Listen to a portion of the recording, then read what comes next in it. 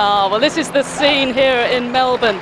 We are ready for the opening ceremony. Sydney put on a tremendous show to remember back in 2000, and you can bet that the city of Melbourne will want to match it here tonight. We've got 80,000 people here in the stadium and a similar number lining the banks of the Yarra River. So sit back and enjoy it. Barry Davis and Hazel Irvin will guide us through. But now, the countdown to the 18th Commonwealth Games is about to begin.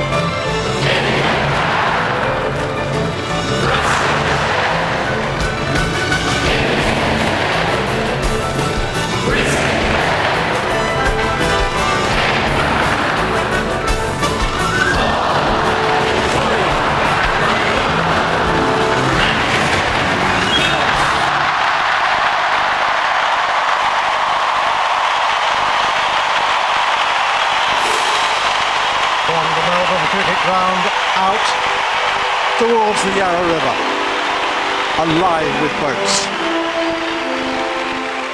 surf boats, cooter boats and colourful pontoons. Onto the heart of the city, dressed overall for the occasion. It would be hard to improve on the setting for what is the 4th Commonwealth Games to be held in Australia. A good spot for a village, thought one John Batman when he negotiated the now infamous treaty with the local indigenous people to purchase 600,000 acres of their land. That was in 1835. It grew with the gold rush to nearby Bendigo and Ballarat in 1850, to become a city which will be described as the jewel of the Southern Hemisphere. In 1956, it staged the Olympic Games. Now, 50 years on, having seen with biting lip, Sydney claimed the games of the new millennium, its intent on providing the very best for the Commonwealth. The river will play its part in the opening. The 71 pontoons with the flags of the competing nations and decorated with sculptures of the world's fish will provide the gateway for the Queen's battle. England the roach, Scotland the brown trout, Wales the carp, Northern Ireland the northern pike, and Australia short-finned eels, common in the lower Yarra River. And March is the spawning season. They'll be animated every night of the Games. At the heart of the Games will be the MCG, one of the world's great cricket grounds. It looks a little different now from how England will find it on Boxing Day, when the Ashes will be at stake. And it's changed a bit from the days when Ron Delaney took the 1500 metres gold from John Landy, now the Governor of Victoria, and Britain's Chris Brayshaw won the steeplechase on a 6-lane track. Tonight is about different dreams, Aussie humour and candour.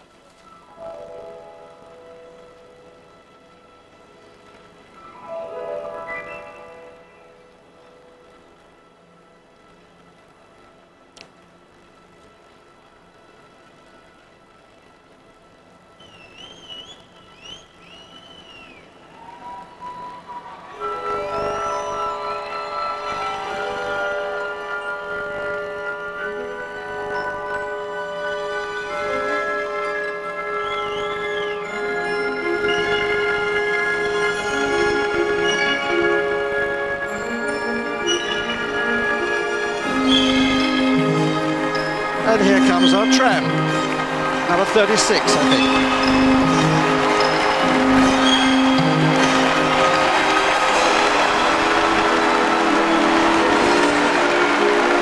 And it's getting a huge welcome. This is no copy, this is the real thing. The W-Class tram is still in service alongside the more modern versions.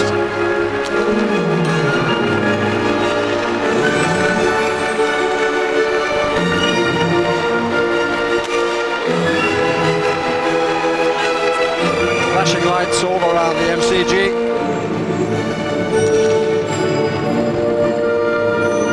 Real anticipation. W-class tram was first introduced in 1923.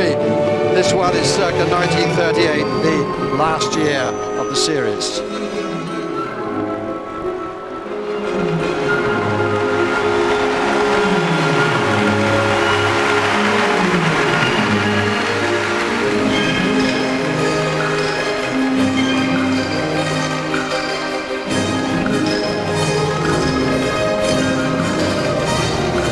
Arrived in the city centre.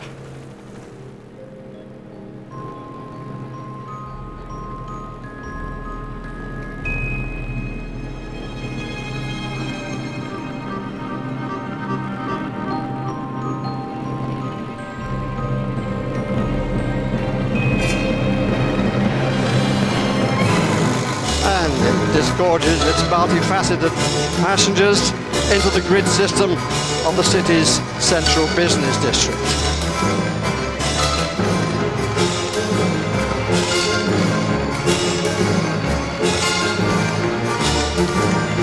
Some bound perhaps for Flinders Street Station, an iconic Melbourne image.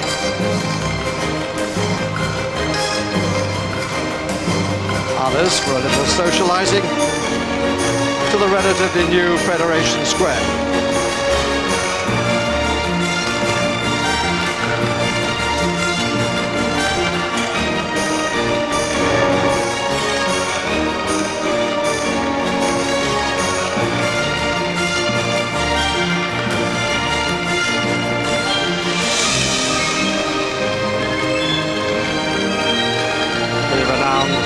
Melbourne Symphony Orchestra.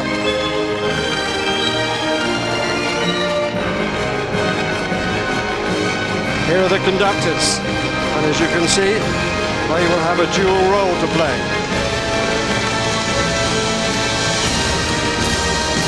And so will the travellers, dressed to emphasise the casual style of society in Melbourne.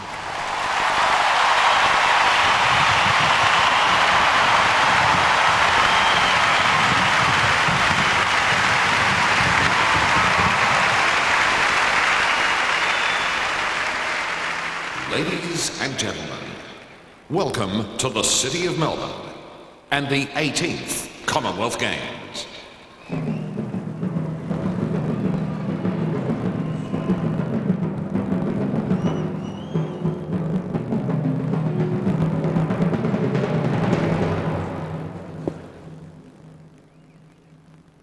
As part of Commonwealth Games tradition, we will now raise 3 flags. The flags of Australia as the host of Melbourne 2006, England, the host of Manchester 2002, and India, the host of the 19th Commonwealth Games to be staged in Delhi 4 years from now.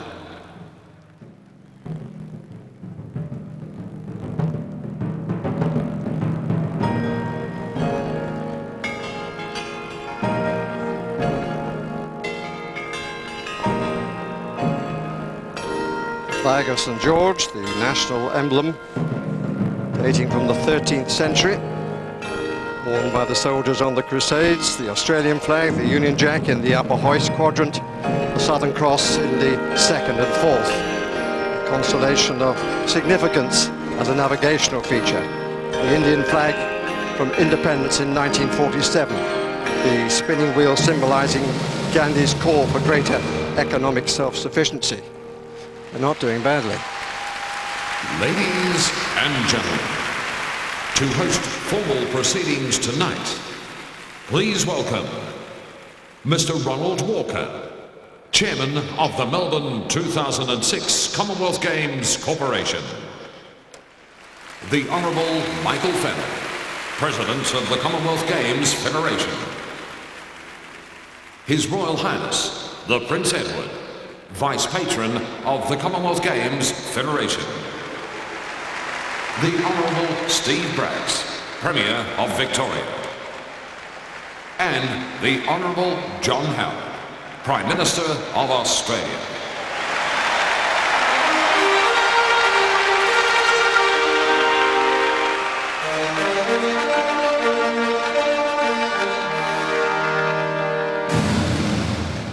Ladies and gentlemen, please welcome Her Majesty the Queen, Head of the Commonwealth, accompanied by His Royal Highness, the Duke of Edinburgh.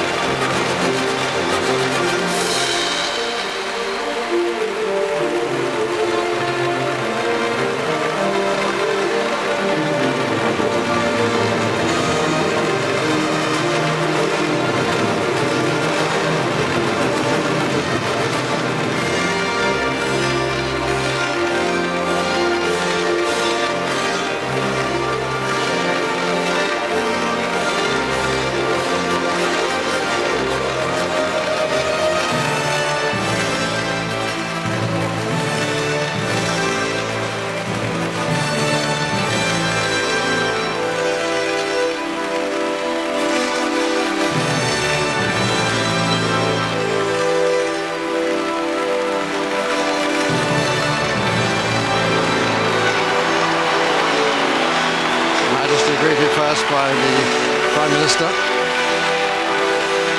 her youngest son.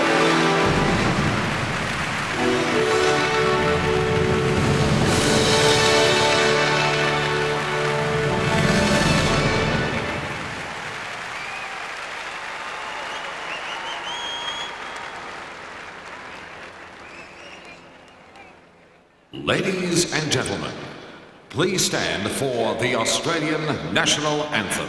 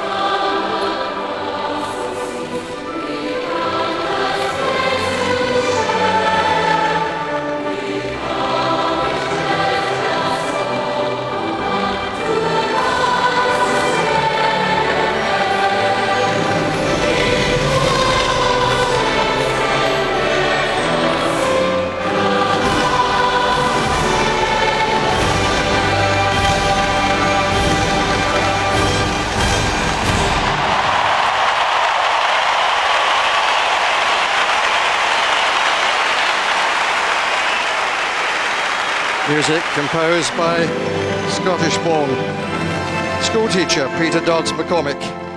Actually dates a long way back to 1878 when it was used at a St Andrew's Day Fair, November the 30th, of course.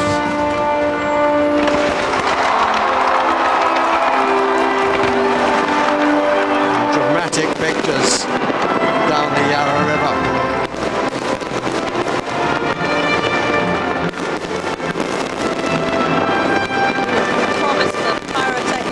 This evening to rival that of Sydney, and it's begun very well indeed. And this is the first time ever that a Commonwealth Games opening ceremony has spilled out of the stadium and into the city itself. And just look along the banks of the Yarra River, tens of thousands of people enjoying the show.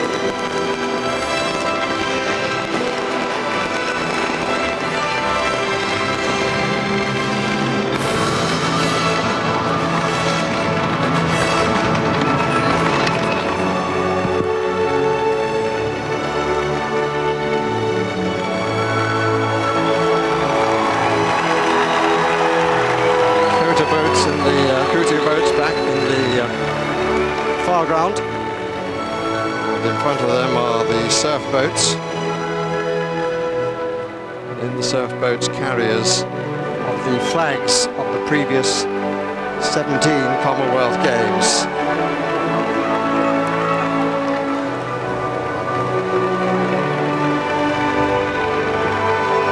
Dating back to Hamilton in Ontario in 1930.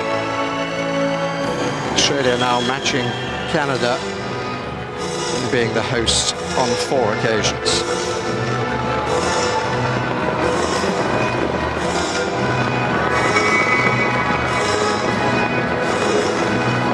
Firework display from the rooftops and just about everywhere you look.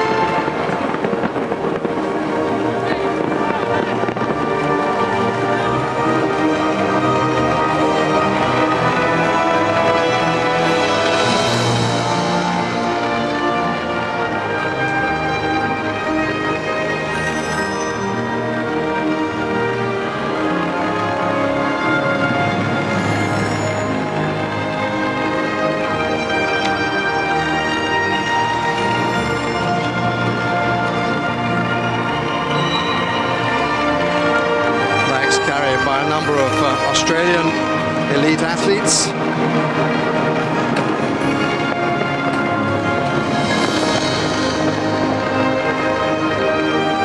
Does make you wonder, Hazel, what they're going to do for the pyrotechnics at the end of the show. Well, they promised it would show off the city to its very best, and it's doing that. It has a real European feel almost to it, Melbourne. Sophisticated, elegant, but it's typically Aussie. Friendly, easy to get on with, and easy to get around. Trams, buses, trains, and of course, goodie boats on the river tonight. Just seeing the sweep. The man with the rudder, and he was controlling the Wanamai boat on the beach on Phillip Island, where they have the fairy penguin colony.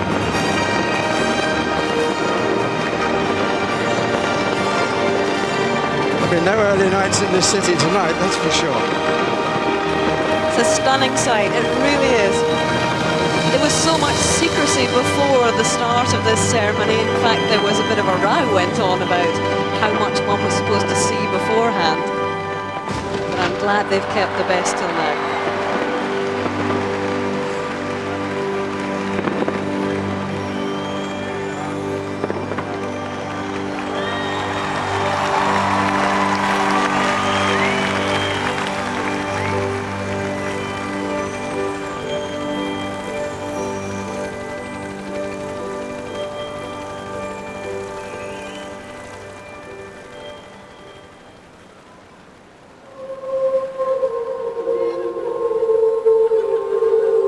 With a bit of luck, a duck will come into your life. When you are at the peak of your great powers, and your achievement towers like a smoking chimney stack, there'll be a quack. And right there at your feet, a little duck will stand. She will take you by the hand and lead you, Like a child with no defence, she will lead you into wisdom, joy, and innocence.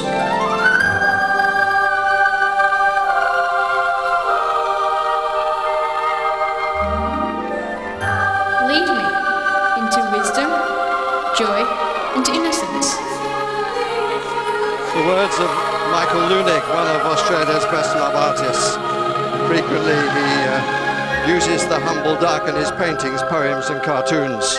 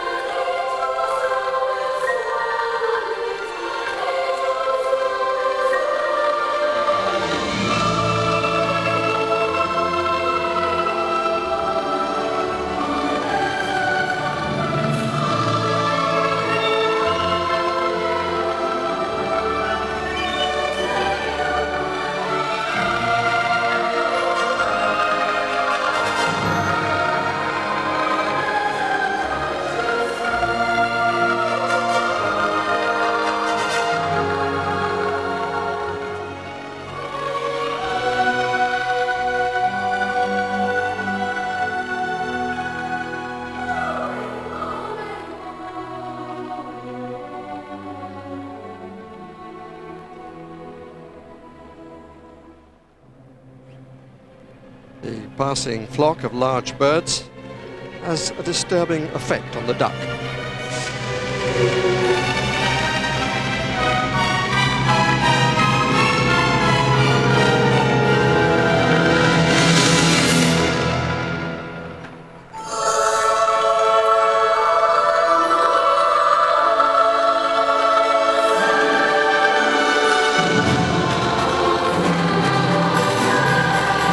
Magical transformation from the duck to a fantastical winged woman.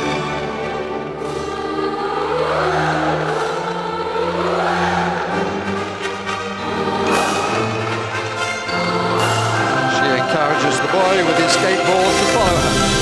It's all part of his dream.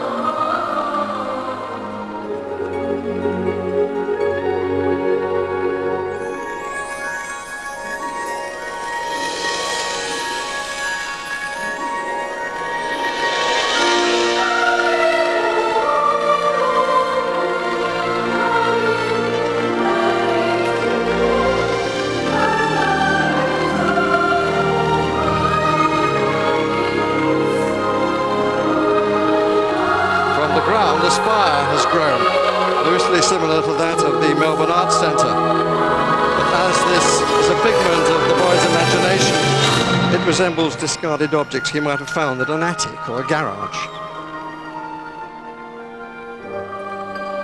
Losing his skateboard, he clings to the spire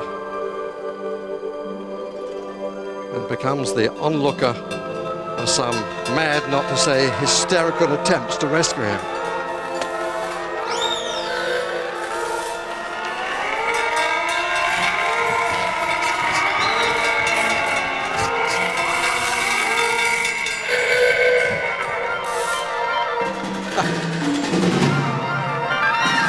Friendly koalas can read, of course, this is a dream.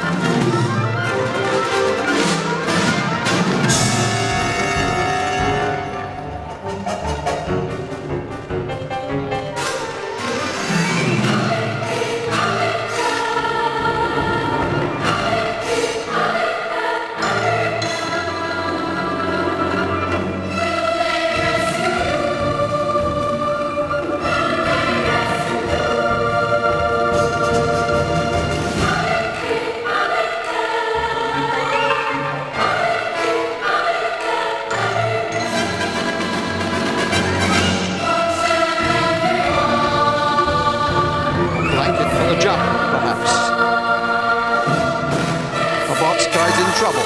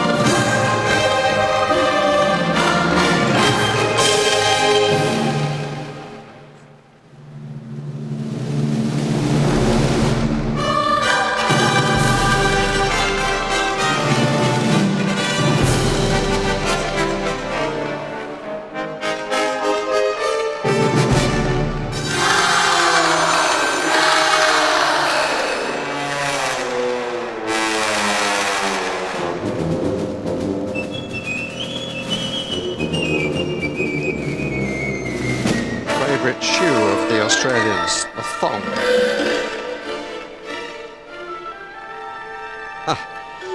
One koala bear being slightly embarrassed, and one has lost his head.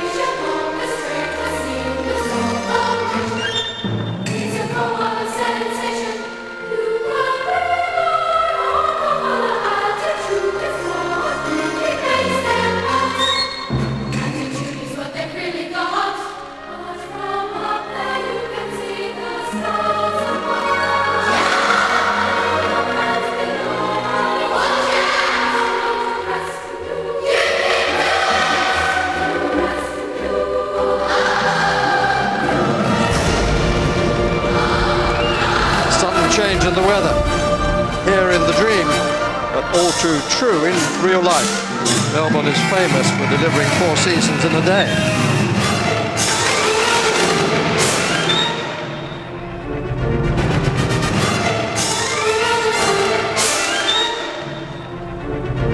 Spire tumbles and the rescuers run off. Blanket is there. The boy bounces off it.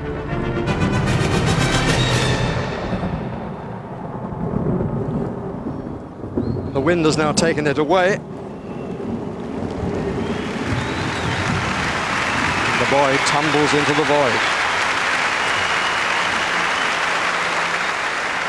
Performance there from an Australian arts company is due to be entitled Legs on the Wall. 2 children's choirs, one local and one national.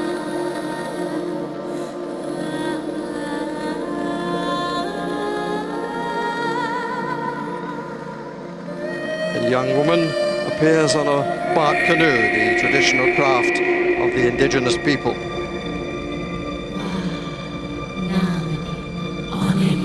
The shadow was of Bunjil,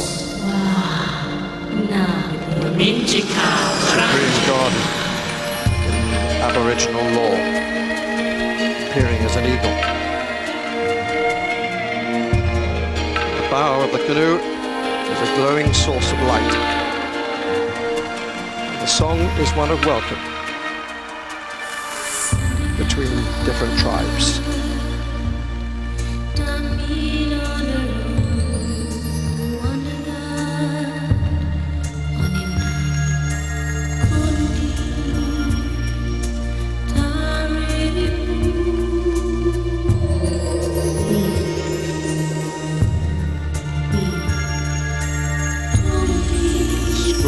Fish and eels are seen in a billabong. Literal translation, creek dead.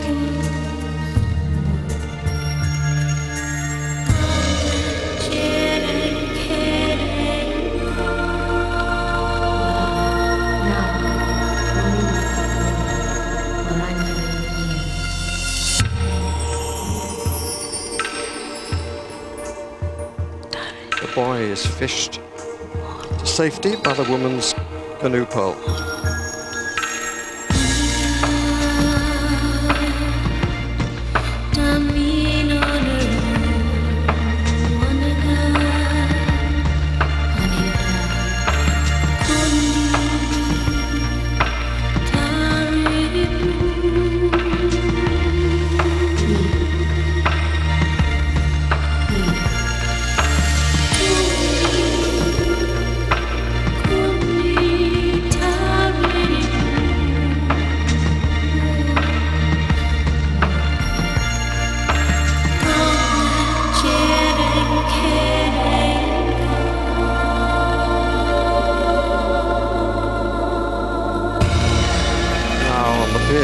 boy throws stones into the creek to make ripples.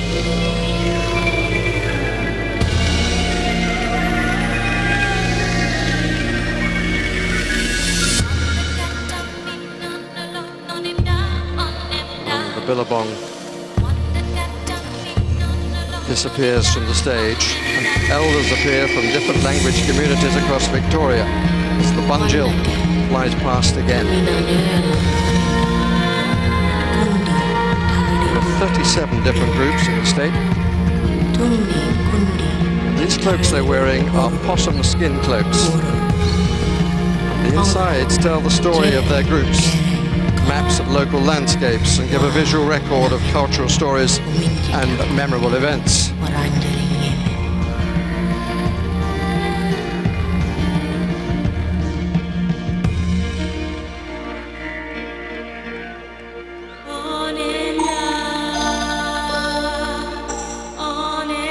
Rather elaborate sort of business card.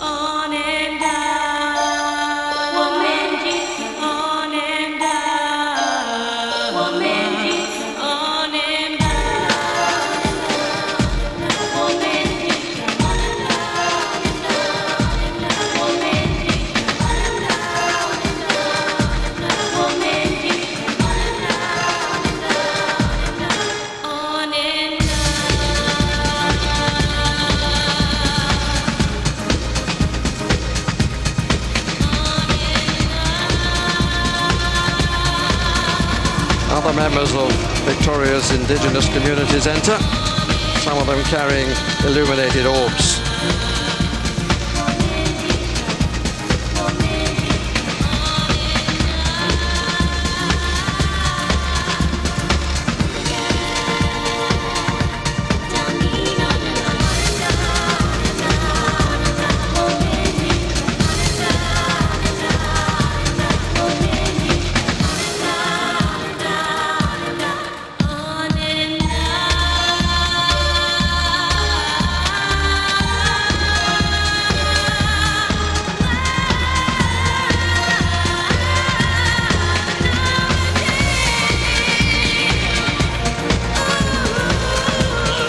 They gesture towards the boy.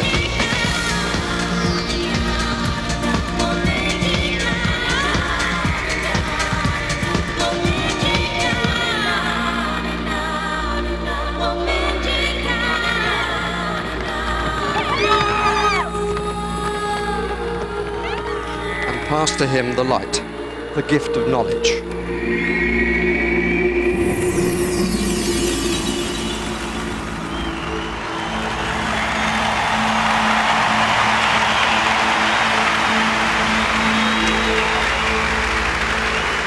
The scene changes and is now full of romantic intrigue as we are under a southern sky to watch the Australian Ballet Company, a pas de deux with a difference, and hear from Church their classic song, Under the Milky Way.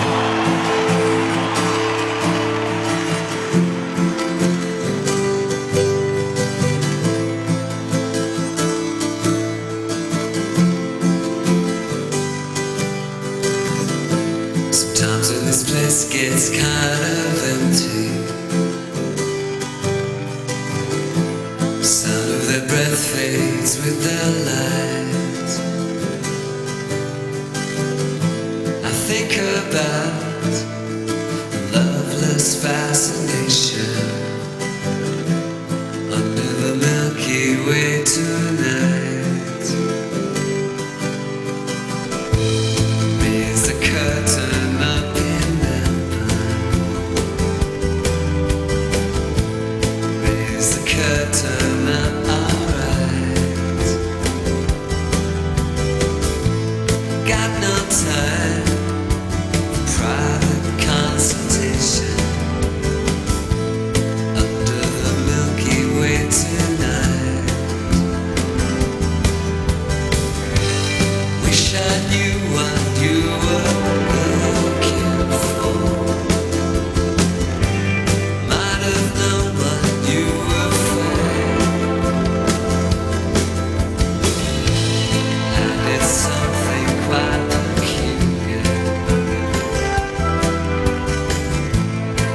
something shimmering and white leads you here, despite your destination. Under the Milky Way tonight. Wish I knew what you were looking for. Might have known what you would find. Wish I knew what you were looking for. Might have known what you would find.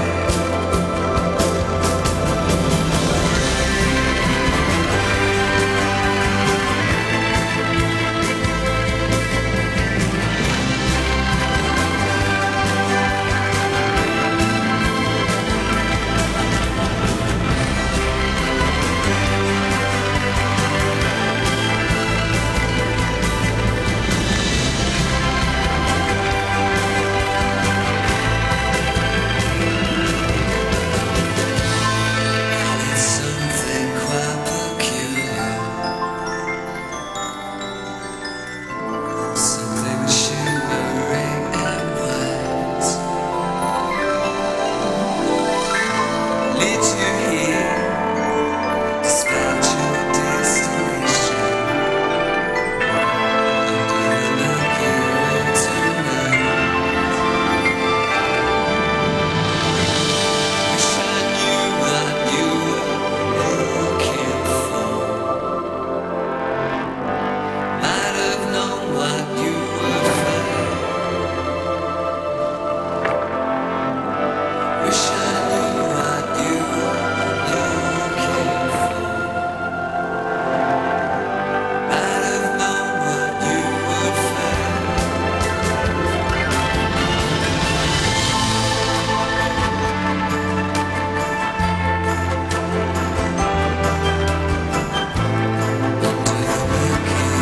tonight. Under the Milky Way tonight. Under the Milky Way tonight.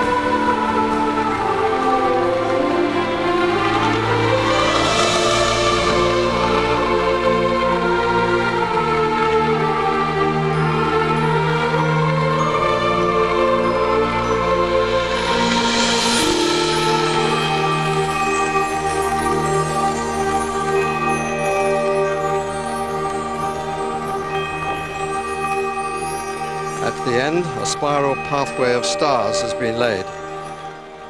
For the boy, a final moment of magic to come. The sometimes confusing dream, let's face it, they usually are, is over. And his friend, the duck, is real to lead him.